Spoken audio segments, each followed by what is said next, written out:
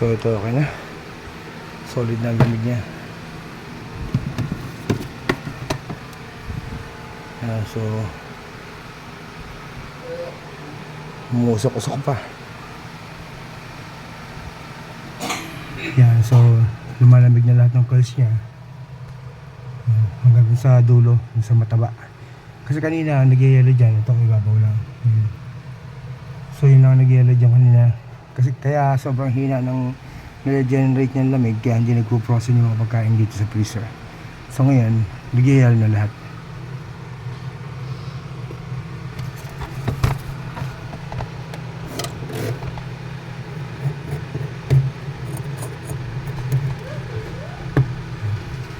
So hanggang dito, nag-ial na.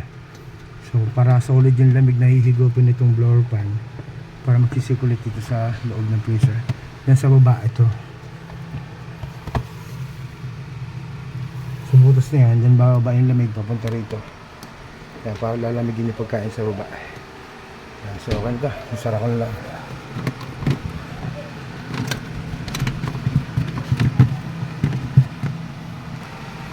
Yan, so naikabit ko na yung cover niya. Yan. Sarap ng lamig niya, lakas. Yan, umuusok po, kikita.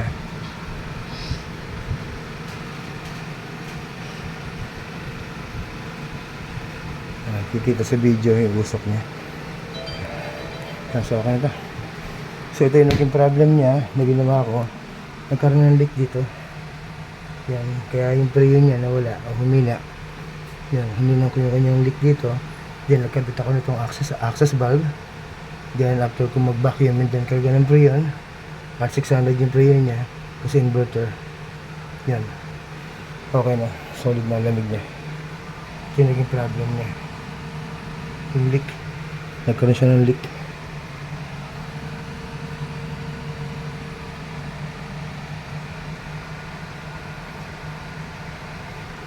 So okay na ito.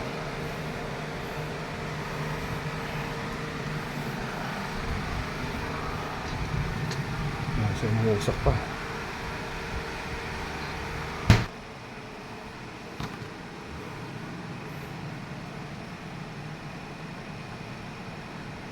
So nakikita sa camera yung usok niya. Ibig sabihin malamig na malamig siya. Okay na. Thank you Lord, nagawa naman na isa sarang refrigerator.